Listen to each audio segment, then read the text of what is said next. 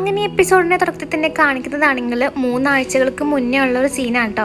അപ്പോൾ അവളിങ്ങനെ പറയുന്നുണ്ടാകും, നിനക്കപ്പോൾ ഇവിടെ നിന്ന് പോകണ്ടെന്നാണ് നിൻ്റെ ആഗ്രഹം എന്നൊക്കെ ചോദിച്ചിട്ട് അവരിങ്ങനെ സംസാരിച്ച് നിൽക്കുന്നുണ്ടാകും. അന്ന് അവർ ട്രിപ്പ് പോയിട്ട് തിരിച്ച് വീട്ടിലേക്ക് വന്ന ആദ്യത്തെ ദിവസമായിരിക്കും കേട്ടോ. അപ്പം തന്നെ ആരും ആണെങ്കിൽ അവിടെ ഇങ്ങനെ പാസ്വേഡ് അടിച്ചിട്ട് കയറുന്നവർ ശ്രദ്ധിക്കുന്നുണ്ടാകും. അത് വേറെ ആരുമല്ല, നമ്മുടെ ലിത്തയോ ആയിരിക്കും. ഇപ്പം കാണിക്കുന്നത് മുന്നത്തെ ഒരു സീനാണ് കേട്ടോ. എന്നിട്ടുണ്ടെങ്കിൽ മുന്നേ ഈ ഒരു ഡിവോഴ്സിനൊക്കെ മുന്നേ നടന്ന ഒരു സംഭവമാണ്. അവനാണെങ്കിൽ കൈയൊന്നും കഴുകാതെ ഫുഡ് കഴിക്കാൻ വരുമ്പോൾ അവളിങ്ങനെ പറയുന്നുണ്ടാകും, നീ പോയി കൈ കഴുകുക, ഞാൻ ഫുഡ് എടുക്കാനൊക്കെ പറഞ്ഞിട്ട് അവരുടെ ആ ഒരു ഫാമിലിയിൽ ഉണ്ടാകുന്ന കുറച്ച് സന്തോഷ നിമിഷങ്ങളൊക്കെയാണ് കേട്ടോ. അപ്പോൾ ഇവർ ഇങ്ങനെ ഫുഡ് കഴിച്ചിട്ടിരിക്കുമ്പോൾ ഈ കാര്യങ്ങളൊക്കെ ഇങ്ങനെ ആലോചിക്കും. അപ്പോൾ യങ്ജൻ ഇങ്ങനെ പറയും, ഞാൻ കഴിച്ചു കഴിഞ്ഞ് ഞാൻ പോവാമെന്നും പറഞ്ഞ് അവനങ്ങനെ കിടക്കാൻ വേണ്ടി പോകുന്നുണ്ടാവും കേട്ടോ. എന്നിട്ട് കാണിക്കുന്നതാണെങ്കിൽ യങ്ജനാണെങ്കിൽ ആ ഒരു അച്ഛൻ്റെ കൂടെയുള്ള ഫോട്ടോസൊക്കെ അവൻ ഡിലീറ്റ് ചെയ്ത് കളയുന്നുണ്ടാകും. അങ്ങനെ പിറ്റേന്ന് രാവിലെ ആകുമ്പോൾ അവനിക്കാണെങ്കിൽ അമ്മ പോക്കറ്റ് മണി കൊടുക്കും. എന്നിട്ട് അമ്മ ഇങ്ങനെ ചോദിക്കും, നീ ആരെ മീറ്റ് ചെയ്യാൻ വേണ്ടി പോകണമെന്നൊക്കെ ചോദിക്കുമ്പോൾ അവൻ പറയും അതൊക്കെ സർപ്രൈസ് ആണെന്നൊക്കെ ഇങ്ങനെ പറഞ്ഞിട്ട് അവനാണെങ്കിൽ പോകുന്നുണ്ടാകും കേട്ടോ. അപ്പോൾ ഇവളാണെങ്കിൽ കുറച്ച് വേസ്റ്റൊക്കെ കളയാനുണ്ടാവും.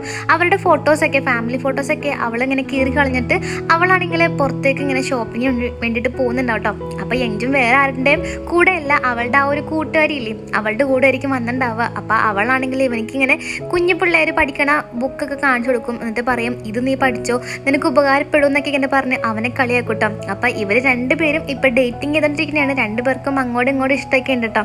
അങ്ങനെ നമ്മുടെ പെങ്കൊച്ചാണെങ്കിൽ യങ്ജുവിന് വേണ്ടിയിട്ട് ഡ്രസ്സൊക്കെ സെലക്ട് ചെയ്യും. അങ്ങനെ ഡ്രസ്സൊക്കെ എടുത്ത് കഴിഞ്ഞിട്ട് ഇവള് ബാഗ് എടുക്കാൻ വേണ്ടി പോകുമ്പോൾ എന്താ ആ ഒരു യങ്ജുവിൻ്റെ കൂട്ടുകാരൻ്റെ അമ്മേനെ കാണും കേട്ടോ. അപ്പോൾ ഇവൾ അങ്ങോട്ട് ചെന്നിട്ട് പറയും, എൻ്റെ അടുത്ത് എന്താ നിങ്ങൾ മിണ്ടാൻ വരാത്തതെന്നൊക്കെ ചോദിക്കും. എന്നോട് എന്താ വല്ല ദേഷ്യമാണെന്നൊക്കെ ചോദിക്കുമ്പോൾ പുള്ളിക്കാരി ഇങ്ങനെ പറയുന്നുണ്ടാകും, എനിക്ക് നിന്നോട് ദേഷ്യമൊന്നുമില്ല, നീ തിരിച്ച് വന്നതിൽ ഒരുപാട് സന്തോഷം എന്നൊക്കെ ഇങ്ങനെ പറയും കേട്ടോ. കാരണം എന്താ വെച്ചിട്ടുണ്ടെങ്കിൽ അവിടുത്തെ നാട്ടുകാർക്കൊക്കെ അറിയാം ഇവള് കാരണമാണ് ദാക്യോങ് ആ ഒരു നാട്ടിൽ നിന്ന് തന്നെ പോയെന്ന്. അതുകൊണ്ട് ഇവളുടെ അടുത്ത് എല്ലാവരും ഇപ്പം ഇനി സൂക്ഷിച്ചൊക്കെ നിൽക്കുള്ളൂ. അപ്പോൾ അവളിങ്ങനെ പറയുന്നുണ്ടാകും, എന്തായാലും നമുക്ക് കാണാമെന്നൊക്കെ പറഞ്ഞിട്ട് അവിടെ നിന്ന് പോകും. അപ്പോൾ ഇവളാണെങ്കിൽ ഷോപ്പിംഗ് ഒക്കെ ചെയ്ത് കഴിഞ്ഞിട്ട് കാറിലോട്ട് കയറുമ്പോൾ എന്താ മറ്റേ ആ ഒരു സീനിയർ ആയിട്ടുള്ള പുള്ളിക്കാത്തിനെ കാണും കേട്ടോ. എന്നിട്ട് പുള്ളിക്കാത്തി എടുത്ത് വന്നിട്ട് ഇങ്ങനെ പറയും, ഒരുപാട് നാളെ കണ്ടിട്ടെന്നൊക്കെ പറയുമ്പോൾ അവളിങ്ങനെ ഇവളെ കാണുമ്പോൾ പറയും, ഞാൻ എന്താ പറയേണ്ടതെന്ന് എനിക്കറിയില്ല, തിരിച്ചു വന്നതിൽ ഒരുപാട് സന്തോഷമുണ്ടെന്നൊക്കെ ഇങ്ങനെ പറയും കേട്ടോ. എന്തായാലും ഇവിടെ ഉള്ളവർക്കൊക്കെ ഇപ്പം നിന്നെ ഇത്തിരി വിലയുണ്ട്, എല്ലാവർക്കും നിന്നെ ഭയങ്കര പേടിയാണ്, അതുകൊണ്ട് ഭയങ്കര ബഹുമാനമായിരിക്കും നിനക്കെന്നൊക്കെ ഇങ്ങനെ പറയുമ്പോൾ അവൾ ആണല്ലേ എന്നൊക്കെ ഇങ്ങനെ പറഞ്ഞിങ്ങനെ നിൽക്കുന്നുണ്ടാവും കേട്ടോ.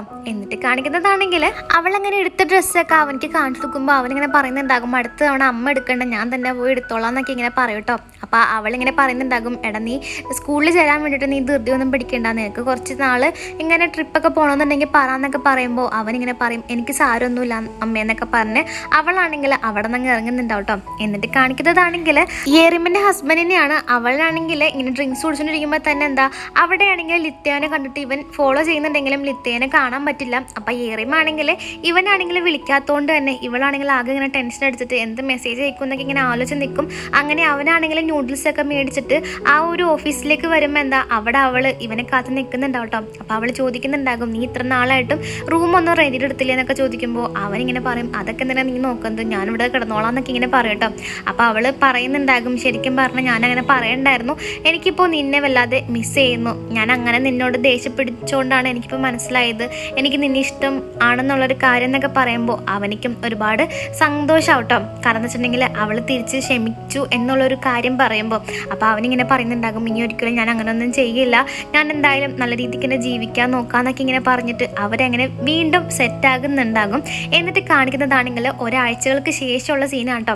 അപ്പം നമ്മുടെ സുൻവോയും കൊച്ചുവാണെങ്കിൽ റെഡി ആയിട്ട് ഇങ്ങനെ ഹോട്ടലിൽ പോകാൻ വേണ്ടിയിട്ട് നിൽക്കുന്നതാണ്. വേറെ ഒന്നുമല്ല, ഏറിയമും ഹസ്ബൻഡും വീണ്ടും കല്യാണം കഴിച്ചുകൊണ്ട് തന്നെ അവർക്ക് ചെറിയൊരു ഡിന്നറൊക്കെ ഒരുക്കിയിട്ടുണ്ട്. അപ്പോൾ ഇവരാണെങ്കിൽ ഡിന്നറിന് പോകാൻ വേണ്ടിയിട്ട് നിൽക്കും. അങ്ങനെ ഡിന്നറൊക്കെ കഴിച്ചുകൊണ്ടിരിക്കുമ്പോൾ അവരിങ്ങനെ ഓരോ കാര്യങ്ങളൊക്കെ ഇങ്ങനെ പറയുന്നുണ്ടാകും കേട്ടോ. അപ്പം തന്നെ യങ്കുനാണെങ്കിൽ ടോയ്ലറ്റിൽ പോകണമെന്ന് പറഞ്ഞ് അവിടെ നിന്ന് അങ്ങ് പോകുമ്പോൾ എന്താ ആ ഒരു ലിത്തയോ ആണെങ്കിൽ ഇതൊക്കെ നോക്കി അവിടെ നിൽക്കുന്നുണ്ടാകും. അവർക്ക് പെട്ടെന്ന് ലിത്തയോ ഉണ്ടെന്ന് തോന്നുന്നുണ്ടെങ്കിലും അവിടെ എങ്ങും ആരും ഉണ്ടാവില്ല കേട്ടോ. അങ്ങനെ ഡിന്നറൊക്കെ കഴിച്ച് കഴിയുമ്പോൾ അവരൊക്കെ പോകണമെന്ന് പറഞ്ഞ് പോകും. അങ്ങനെ ആ ഒരു ഡോക്ടർ കിം പറയും, ഞാൻ വേണമെങ്കിൽ ഡ്രോപ്പ് ചെയ്യാന്ന് പറയുമ്പോൾ അവൾ പറയും, വേണ്ട, ഇവിടെ നടത്തല്ലേ, ഞങ്ങൾ നടന്നു പോയിക്കോളാം എന്നും പറഞ്ഞ് അമ്മയും മോനും നടന്നു പോരും കേട്ടോ. അപ്പോൾ ഇവർ നടന്നു വരുന്നുണ്ടെങ്കിലും ബാക്കിൽ ആരോ വരുന്ന പോലെ അവർക്ക് ഫീൽ ചെയ്യും. തിരിഞ്ഞു നോക്കുമ്പോൾ ആരും ഉണ്ടാവില്ല കേട്ടോ. എന്നിട്ട് നമ്മുടെ ഏറിയമും ഹസ്ബൻഡും നടന്നു വന്നുകൊണ്ടിരിക്കുമ്പോൾ തന്നെ അവനിങ്ങനെ അവളോട് പറയും, ഞാൻ ഒരിക്കലും വിചാരിച്ചില്ല നമ്മൾ ഇനിയും ഇങ്ങനെ ഒരുമിക്കുന്നുള്ള കാര്യം, ഒരുപാട് നന്ദി ഉണ്ടെന്നൊക്കെ ഇങ്ങനെ പറയും കേട്ടോ. അപ്പോൾ അവളൊന്നും മിണ്ടാതിരിക്കുമ്പോൾ അവനിങ്ങനെ പറയുന്നുണ്ടാകും, ശരിക്കും പറഞ്ഞാൽ നീ ഇല്ലെങ്കിൽ എനിക്ക് അങ്ങനെ ജീവിക്കാൻ പറ്റില്ല, എനിക്കത് നീ ഇല്ലാത്തപ്പോൾ എനിക്ക് മനസ്സിലായത്, ഒരുപാട് നന്ദിയുണ്ടെന്നൊക്കെ പറഞ്ഞ് അവനെങ്ങനെ വീണ്ടും സെറ്റ് ആവുന്നുണ്ടാകും. എന്നിട്ട് കാണിക്കുന്നതാണെങ്കിൽ യെറിമിൻ്റെ ഹസ്ബൻഡ് ആണെങ്കിൽ ജോലിക്ക് പോകാൻ വേണ്ടിയിട്ട് ധൃതിക്കൊക്കെ ഇറങ്ങും. അങ്ങനെ ഇറങ്ങിക്കഴിഞ്ഞിട്ട് ഇവനാണെങ്കിൽ കാറിൽ കയറിയിട്ട് എന്തോ ഇങ്ങനെ നോക്കി നിൽക്കുന്നുണ്ടാവും കേട്ടോ. അപ്പോൾ അവൾക്കത് കാണുമ്പോൾ വല്ലാത്തൊരു ടെൻഷനാകും. ഇനിയിപ്പോൾ പുള്ളിക്ക് ശരിക്കും ഇഷ്ടമല്ലേ, പുള്ളി അഭിനയിക്കണേണെന്നൊക്കെ ഒരു ടെൻഷൻ അവളുടെ ഉള്ളിൽ ഉണ്ടാകും കേട്ടോ. അപ്പോൾ തന്നെ അവളാണെങ്കിൽ പോകണമെന്നും പറഞ്ഞ് അവിടെ നിന്ന് പോകുന്നുണ്ടാകും. എന്നിട്ട് കാണിക്കുന്നതാണെങ്കിൽ യങ്ജനും ആ ഒരു ഗേൾ ഫ്രണ്ടും ആണെങ്കിൽ നടന്നു വന്നിട്ടിരിക്കണായിരിക്കും കേട്ടോ. ആ ഒരു സമയത്ത് തന്നെ ഇവളാണെങ്കിൽ പറയും യങ്ജു എന്ന് പറഞ്ഞ് വിളിക്കുമ്പോൾ ആ പെങ്കുച്ചി പറയും ഞാൻ പോവാന്നും പറഞ്ഞ് അവളവിടെ നിന്ന് ഓടി പോകുന്നുണ്ടാവും കേട്ടോ. അപ്പോൾ അവളിങ്ങനെ പറയുന്നുണ്ടാകും, അവളെന്തിനാ ഓടിപ്പോയത്, അവൾക്കും വരാറുന്നില്ല എന്നൊക്കെ പറയുമ്പോൾ അവൻ പറയും അതൊന്നും സാലം നമുക്ക് പോവാന്നും പറഞ്ഞ് വണ്ടി എടുക്കും കേട്ടോ. അപ്പോൾ അമ്മക്ക് ചെറുതായിട്ട് മനസ്സിലാക്കും ഇവൻ റിലേഷനിലാന്നുള്ള കാര്യം. അങ്ങനെ ഇവരാണെങ്കിൽ വന്നുകൊണ്ടിരിക്കും. വന്നു കഴിഞ്ഞിട്ട് ഇവളാണെങ്കിൽ ആ ഒരു ലെറ്ററൊക്കെ എടുക്കും കേട്ടോ. ലെറ്ററൊക്കെ നോക്കുമ്പോൾ വേറൊരു കവർ ഉണ്ടാകും. അത് തുറന്ന് നോക്കുമ്പോൾ എന്താ അതിൽ ഇവരുടെ ഫാമിലി ഫോട്ടോ, കീറിക്കളഞ്ഞ ഫാമിലി ഫോട്ടോ ഒട്ടിച്ച് വെച്ചത് കാണും കേട്ടോ. ആ ഒരു സമയത്ത് തന്നെ ഇവനെ ഇങ്ങോട്ട് വരുമ്പോൾ അവൾ മറച്ച് പിടിക്കുന്നുണ്ടെങ്കിലും അവനത് തട്ടിപ്പറിച്ച് മേടിച്ച് നോക്കുമ്പോൾ എന്താ ഇങ്ങനൊരു ഫോട്ടോ ആയിരിക്കും. അപ്പോൾ അവനിങ്ങനെ പറയുന്നുണ്ടാകും മേലിൽ ഇതിൻ്റെ പുറകിൽ പോകാൻ നിൽക്കണ്ട, അച്ഛനെ കാണാൻ നിൽക്കണ്ട എന്നൊക്കെ ഇങ്ങനെ പറഞ്ഞ് അവൻ ദേഷ്യപ്പെട്ടിട്ട് അവിടെ നിന്ന് അങ്ങ് കയറി പോകുന്നുണ്ടാകും കേട്ടോ. എന്നിട്ട് കാണിക്കുന്നതാണെങ്കിൽ ഇവളിങ്ങനെ ആലോചിക്കും ഈ ഒരു ഫോട്ടോയുടെ ബാക്കിലുണ്ടായ കഥ എന്താണെന്ന് വെച്ചിട്ടുണ്ടെങ്കിൽ ഇവർ ഒട്ടും പൈസ ഇല്ലാത്ത ആ ഒരു സമയത്തായിരുന്നു കല്യാണം കഴിച്ചത്. അപ്പോൾ ഇവളിങ്ങനെ പറയുന്നുണ്ടാകും നമ്മൾ ആ ഒരു ഡ്രസ്സിന് വരെ EMI എടുത്തിട്ടല്ലേ ചെയ്തതെന്നൊക്കെ ഇങ്ങനെ പറയുമ്പോൾ അവനിങ്ങനെ പറയും നമുക്ക് എന്തായാലും ഒന്നും കൂടി ഫോട്ടോ എടുക്കാം, ഓരോ കൊല്ലം നമുക്ക് ഓരോരോ ഫോട്ടോസ് എടുക്കാം, നമ്മുടെ ആ ഒരു വളർച്ച നമുക്ക് കാണാമല്ലോ എന്നൊക്കെ ഇങ്ങനെ പറഞ്ഞിട്ടായിരിക്കും അവരിങ്ങനെ ഒരു വെഡ്ഡിങ് ഫോട്ടോഗ്രാഫി ഒരുക്കിയിട്ടുണ്ടായിരുന്നത്. എന്നിട്ട് കാണിക്കുന്നതാണെങ്കിൽ ലിത്തയുടെ ഇപ്പോഴത്തെ അവസ്ഥയാണ്. അവനാണെങ്കിൽ എന്തോ ഡ്രിങ്ക്സ് ഒക്കെ മേടിച്ചിട്ട് ഒരു അപ്പാർട്ട്മെന്റിൽ വന്നിട്ട് ഡ്രിങ്ക്സ് കുടിക്കണായിരിക്കും കേട്ടോ. അപ്പോൾ ഈ ഒരു പഴയ ഫോട്ടോയൊക്കെ അവനിങ്ങനെ ഭിത്തിയിൽ വെച്ചിട്ടുണ്ടാകും. എന്നിട്ട് കാണിക്കുന്നതാണെങ്കിൽ അവരെല്ലാവരും ഡ്രിങ്ക്സ് കുടിച്ച് കഴിയുമ്പോൾ യങ്ജുൻ ഇങ്ങനെ പറയും അങ്ങനെയാണെങ്കിൽ ഞാൻ പോയി കിടക്കണമെന്നും പറഞ്ഞ് അവനവിടെ നിന്ന് പോകുന്നുണ്ടാവും കേട്ടോ. അങ്ങനെ അവരൊക്കെ ഓരോന്ന് സംസാരിക്കുമ്പോൾ അവളിങ്ങനെ പറയും യങ്ജുനന് പുതിയ ഗേൾ ഫ്രണ്ട് ഒക്കെ ഉണ്ടെന്ന് തോന്നണമെന്നൊക്കെ പറയുമ്പോൾ അവർ പറയും അതൊക്കെ കൊള്ളാലാന്നൊക്കെ ഇങ്ങനെ പറയുന്നുണ്ടാവും കേട്ടോ. അപ്പോൾ ഈ എറിമ ഇങ്ങനെ പറയും എടി ലിത്തയോനെ എൻ്റെ ഹസ്ബൻഡ് ബാറിൽ വെച്ച് കണ്ടിരുന്നു എന്നൊക്കെ ഇങ്ങനെ പറയുമ്പോൾ അവള് എന്നൊക്കെ ഇങ്ങനെ പറഞ്ഞ് നിൽക്കും കേട്ടോ. എന്നിരുന്നാലും അവൾക്ക് വലിയ വിശ്വമില്ല എന്നുള്ള രീതിക്ക് തന്നെ പുള്ളിക്കാരത്തി അങ്ങനെ നിൽക്കും.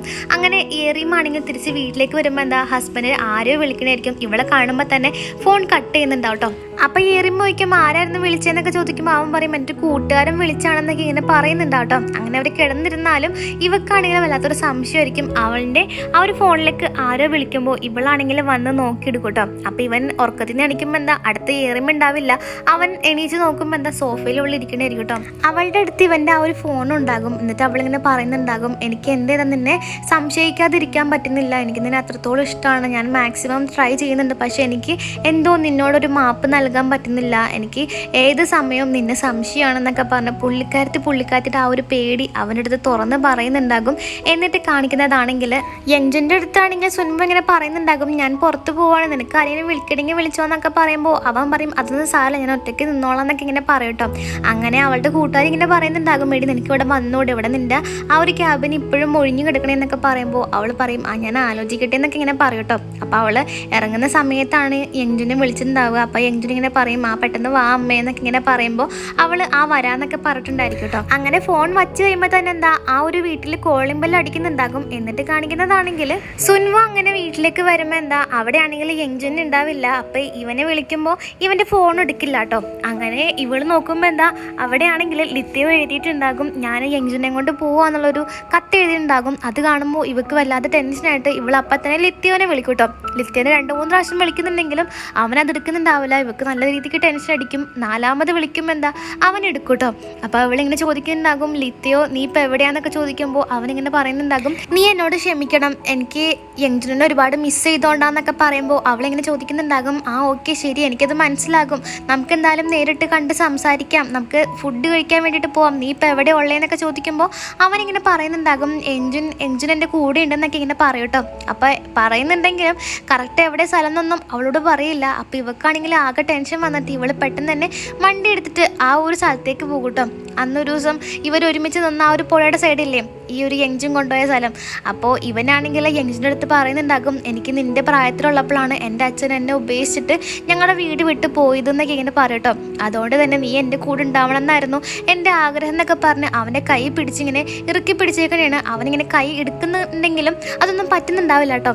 ആ ഒരു സമയത്ത് തന്നെ സുൻവു ആണെങ്കിൽ അങ്ങടേക്ക് വരുമ്പോൾ എന്താ ഇവനാണെങ്കിൽ മനഃപൂർവ്വം കൈ പിടിച്ച് നല്ല രീതിക്ക് വലിച്ചിട്ട് തന്നെ അവനാണെങ്കിൽ അവളുടെ അടുത്തേട്ട് വരും കേട്ടോ. എന്നിട്ട് അവളുടെ അടുത്ത് ഇങ്ങനെ പറയുന്നുണ്ടാകും, എൻ്റെ അടുത്ത് എന്തോ സംസാരിക്കാനുണ്ടെന്ന് പറഞ്ഞുകൊണ്ടാണ് ഞാൻ വന്നേന്നൊക്കെ ഇങ്ങനെ പറയുന്നുണ്ടാകും. ആ ഒരു സമയത്ത് അവനാണെങ്കിൽ അങ്ങോട്ട് വന്നിട്ട് ഇങ്ങനെ പറയുന്നുണ്ടാകും, ഞാൻ എൻ്റെ മോനെ ഉപദ്രവിക്കാൻ വേണ്ടിയിട്ടല്ല ഇവനെ വിളിച്ചത്, എനിക്ക് അവനോട് കുറച്ച് സംസാരിക്കാനുണ്ടായിരുന്നു, അതുകൊണ്ട് ഞാൻ വിളിച്ചാന്നൊക്കെ പറയുമ്പോൾ അവളിങ്ങനെ പറയുന്നുണ്ടാകും, നമുക്ക് എന്തെങ്കിലും ഭക്ഷണം കഴിക്കാം, എന്നിട്ട് നമുക്ക് സംസാരിക്കാം എന്നൊക്കെ പറഞ്ഞ് അവനാണെങ്കിൽ വണ്ടിയിൽ വിളിക്കുന്നുണ്ടാവും കേട്ടോ. അപ്പോൾ യങ്ജുനാണെങ്കിൽ ഒട്ടും ഇഷ്ടപ്പെടുന്നുണ്ടാവില്ല ആ ഒരു അച്ഛനെ ഫുഡ് കഴിക്കാൻ വിളിച്ചതിൽ. അങ്ങനെ അവരാണെങ്കിൽ ഫുഡൊക്കെ ഓർഡർ ചെയ്ത് കഴിക്കുമ്പോൾ ഇവന് നല്ല രീതിക്ക് ആർത്തിയോടെ കഴിക്കണായിരിക്കും കേട്ടോ. അങ്ങനെ കഴിച്ചുകൊണ്ടിരിക്കുമ്പോൾ അവൾ പറയും, നിനക്ക് സുഖമായിരുന്നോ എന്നൊക്കെ ചോദിക്കുമ്പോൾ അവൻ നല്ല കരച്ചിലായിരിക്കും കേട്ടോ. എന്നിട്ട് പറയും, എൻ്റെ കയ്യിലാണെങ്കിൽ 10 പൈസ ഇല്ല, എനിക്കിപ്പോൾ അങ്ങനെയാണ് ഇങ്ങനെയാണ് ഭയങ്കര ബുദ്ധിമുട്ടാണെന്നൊക്കെ ഇങ്ങനെ പറയൂ കേട്ടോ. എന്നിട്ട് പറയുന്നുണ്ടാകും, നീ എന്നോട് ക്ഷമിക്കുകയാണെങ്കിൽ ഞാൻ ക്ഷമിക്കാം, നമുക്ക് എന്നിട്ട് വീണ്ടും ഒരു ഫാമിലി ആക്കാം, എൻ്റെ കയ്യിൽ വേറെ സ്ക്രിപ്റ്റ് ഉണ്ട്, ആ സ്ക്രിപ്റ്റിൽ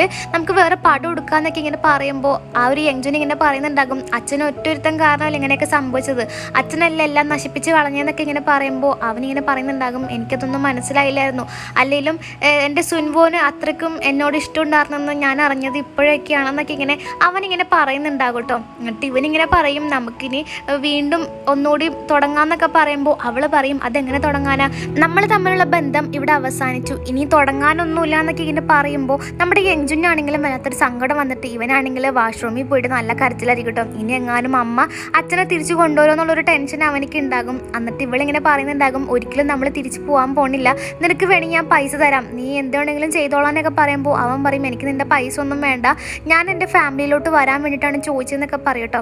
ആ ഒരു സമയത്ത് നമ്മുടെ യങ്ജുൻ വന്നിട്ട് പറയും, അമ്മേ ബാ നമുക്ക് പോവാം, നമുക്ക് ഇവിടെ ഇങ്ങനെ നിൽക്കണ്ടെന്നൊക്കെ ഇങ്ങനെ പറഞ്ഞിട്ട് അവരവിടെ നിന്ന് ഇറങ്ങുന്നുണ്ടാകും. അപ്പോൾ അവൾ പേയ്മെൻ്റ് ഒക്കെ ചെയ്ത് കഴിഞ്ഞ് അവളിങ്ങനെ പറയുന്നുണ്ടാകും, നീ അച്ഛനടുത്ത് ബൈ പറയാനൊക്കെ പറയുമ്പോൾ അവനൊന്നും പറയില്ല കേട്ടോ. അപ്പോൾ അവനിങ്ങനെ പറയുന്നുണ്ടാകും, ലിത്തയെ പറയും, നീ ഒരിക്കലും എന്നെപ്പോലെ ആവരുത്, അടുത്ത് നിൽക്കുന്ന നിന്നെ സ്നേഹിക്കുന്ന കെയർ ചെയ്യുന്ന ആൾക്കാരൊന്നും നീ കാണാതിരിക്കരുത്, അത് എന്നെപ്പോലെ വലിയൊരു നഷ്ടം വരുത്തും എന്നൊക്കെ പറയുമ്പോൾ അവനതൊന്നും മൈൻഡ് ചെയ്യാണ്ട് അവരങ്ങനെ പോകുന്നുണ്ടാവും കേട്ടോ.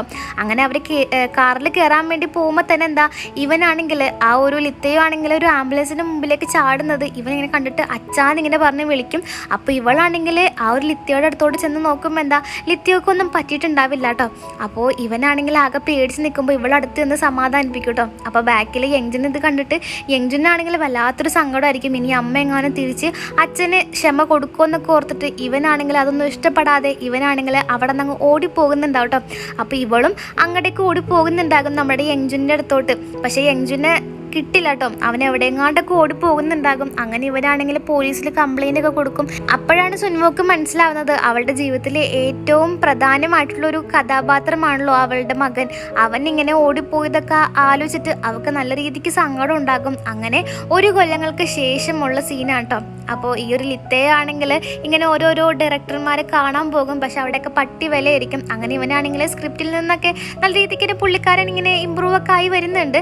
അപ്പോൾ ഇവനാണെങ്കിൽ നമ്മുടെ യങ്ജുൻ്റെ ഫോട്ടോയൊക്കെ നോക്കിയിട്ട് സുൻവോക്ക് മെസ്സേജ് ഉണ്ടാകും, എടി യങ്ജുനെ പറ്റി എന്തെങ്കിലും അറിഞ്ഞോ എന്നൊക്കെ ചോദിക്കും. അങ്ങനെ ഇവളാണെങ്കിൽ ആ ഒരു ക്ലിനിക്കിൽ വീണ്ടും ജോലിക്ക് കയറിയിട്ടുണ്ടാക്കും. ശരിക്കും പറഞ്ഞാൽ യങ്ജുനെ പറ്റി അവർ ഒരുപാട് അന്വേഷിച്ചെങ്കിലും അവൻ എവിടെയാണെന്നും എന്താണെന്നൊന്നും അവർക്കൊരു വിവരവും കിട്ടിയിട്ടുണ്ടാവില്ല. അങ്ങനെ ഇവളാണെങ്കിൽ പേഷ്യൻസിനെ കയറ്റിക്കോളാൻ പറയുമ്പോൾ തന്നെ എന്താ അങ്ങടേക്ക് ആണെങ്കിൽ മറ്റൊരു പുള്ളിക്കാരനില്ലേ അവൻ അങ്ങോട്ട് വരുന്നുണ്ടാവും കേട്ടോ. അപ്പോൾ ഇവക്കത് കാണുമ്പോൾ വല്ലാത്തൊരു അതിശയാകും. അപ്പോൾ അവൾ ചോദിക്കും, എന്തോ ഒരുപാട് മാറിയില്ല എന്നൊക്കെ പറയുമ്പോൾ അവൻ പറയും, ഞാൻ ഒരുപാട് മാറി എന്നൊക്കെ ഇങ്ങനെ പറഞ്ഞ് അവരങ്ങനെ സംസാരിച്ച് നിൽക്കുന്നുണ്ട് കേട്ടോ. അവർക്ക് നല്ല രീതിക്ക് അതിശയാകും പുള്ളി ഇങ്ങനെ കോട്ട് സൂട്ടൊക്കെ ഇട്ട് നിൽക്കുന്ന കാണുമ്പോൾ. എന്നിട്ട് കാണിക്കുന്നതാണെങ്കിൽ നമ്മുടെ ഏറിമിനെയാണ്. ഏറിമാണെങ്കിൽ സ്വന്തമായിട്ടൊരു ഷോപ്പൊക്കെ ഇട്ട് പുള്ളിക്കാരത്ത് ഭയങ്കര എന്താ പറയുക ഭയങ്കര ഫ്രീഡത്തോടെ പുള്ളിക്കാരത്ത് നിൽക്കുവാണ് കേട്ടോ. അപ്പോൾ അത്യാവശ്യം കസ്റ്റമേഴ്സൊക്കെ ഉണ്ട്. അവളാണെങ്കിൽ ഡിവോഴ്സ്ഡ് ആയിരിക്കും. എന്നിട്ട് കാണിക്കുന്നതാണെങ്കിൽ ഈ ഒരു നെയ്ബറിനെയാണ്. നെയ്ബർ കേക്ക് നോക്കി നിൽക്കുമ്പോൾ തന്നെ വൈഫ് വന്നിട്ട് പറയുന്നുണ്ടാകും, നമുക്ക് കേക്ക് മേടിക്കണമെന്നൊക്കെ ചോദിക്കുമ്പോൾ അവൻ പറയും വേണ്ടാന്നും പറഞ്ഞ് അവിടെ നിന്ന് അങ്ങ് പോകുന്നുണ്ടാവും കേട്ടോ. അപ്പോൾ നമ്മുടെ ഏറിമിന് ഇഷ്ടപ്പെട്ട കേക്ക് നോക്കിയിട്ടായിരിക്കും അവൻ നിന്നിട്ടുണ്ടാവുക. എന്നിട്ട് കാണിക്കുന്നതാണെങ്കിൽ ദാക്യോങ്ങിനെയാണ്. ദാക്യോങ് അങ്ങനെ ആ ലൈബ്രറിയിൽ നിന്ന് ഇങ്ങനെ വായിച്ചുകൊണ്ടിരിക്കുമ്പോൾ തന്നെ ഒരു ചെറുക്കൻ വന്നിട്ട് അവൾക്ക് കോഫി കൊടുക്കുന്നുണ്ടെങ്കിലും അവൾ അതൊന്നും മൈൻഡ് ചെയ്യാണ്ട് അവളുടെ സാധനങ്ങളൊക്കെ എടുത്ത് പോകുന്നുണ്ടാവും കേട്ടോ. എന്നിട്ട് സുൻവോ ആണെങ്കിൽ വീട്ടിലേക്കൊക്കെ വരുമ്പോൾ ഈ ഒരു നെയ്ബറിന്റെ ആ ഒരു കൊച്ചുങ്ങളും അതേപോലെ തന്നെ ആ ഒരു വൈഫും ഇവളുടെ അടുത്ത് ഹലോ ഒക്കെ പറയുന്നുണ്ടെങ്കിലും ഇവൾ അവരെ കൂടുതൽ മൈൻഡ് ചെയ്യാണ്ട് അങ്ങ് കയറി പോകുന്നുണ്ടാകും കേട്ടോ. അപ്പോൾ അവൻ കല്യാണം കഴിച്ച് 2 പിള്ളേരൊക്കെ ആയിട്ടുണ്ട്. എന്നിട്ട് കാണിക്കുന്നതാണെങ്കിൽ നമ്മുടെ സുൻവോനെയാണ്. അപ്പോൾ സുൻവോ ആണെങ്കിൽ ഈ ഒരു കൊച്ചിനെ അന്വേഷിക്കാൻ വേണ്ടി വേണ്ടിയിട്ട് ഒരുപാട് പേർക്ക് ഇങ്ങനെ അന്വേഷിച്ചിട്ടുണ്ടാകും. പക്ഷേ ഒന്നിൽ നിന്നും ഒരുപാട് ഇങ്ങനെ പോസ്റ്റൊക്കെ വന്നിട്ടുണ്ടാകും. പക്ഷെ ഒന്നിലും നമ്മുടെ യങ്ജുനെ പറ്റി പ്രത്യേകം ഒരു അറിവൊന്നും ഉണ്ടാവില്ല കേട്ടോ. അങ്ങനെ ഇവളാണെങ്കിൽ ഫുഡൊക്കെ കഴിച്ചിട്ടിരിക്കും. നമ്മുടെ യങ്ജുവിന് വേണ്ടിയിട്ട് ഒരുപാട് അവളിങ്ങനെ കാത്തിരിക്കും അവൻ തിരിച്ച് വരണം എന്നൊക്കെ ഓർത്തിട്ട്.